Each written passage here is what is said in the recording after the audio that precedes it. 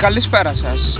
Είμαστε στο στούντιο που φιλοξενεί τους νέους στάρ του Hollywood και συγκεκριμένα η σημερινή εκπομπή είναι αφιερωμένη στα πτηνά. Έχουμε εδώ το superstar της ταινίας «Το πουλί μεγάλωσε», το οποίο είναι ο Αετός. Χειροκροτήστε κυρίες και κύριοι. Ευχαριστώ. Από ό,τι έχουμε δει, η ταινία σας έγινε τεράστια επιτυχία. Θα θέλαμε να μας πείτε πώς και ασχοληθήκατε από εκεί που ήσασταν απλά ο αρχηγός των πουλιών με την ηθοποιία. Ήθελα κάτι παραπάνω. Ναι, πιστεύετε πως το κοινό λάτρεψε την ταινία ή εσάς? Εμένα. Και ο λόγος... Γιατί γελάει ρε μαλάκα. Και μου είσαι πίσω από την κάμερα. Γελάει, γιατί γελάει? Γιατί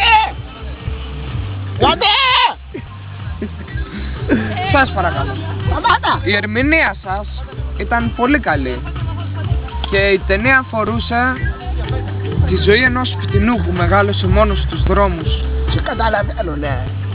Ήταν έτσι. και έγινε στάρ, όπως και εσείς. Αυτό είναι βγαλμένο από τη ζωή σας, πείτε μου.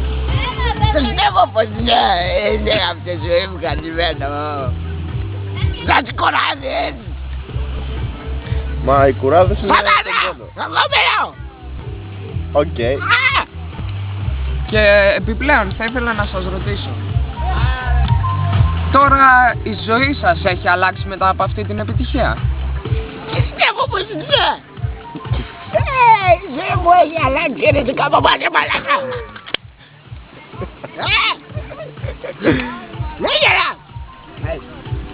Έχει αλλάξει ερετικά.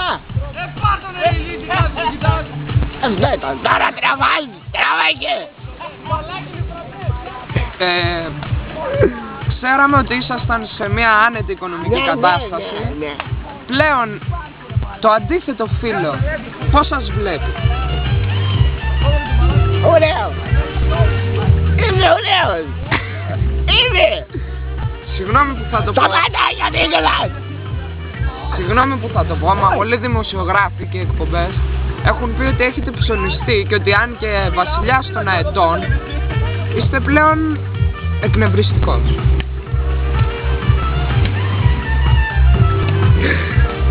Λαμνές. Καριές. Κατ!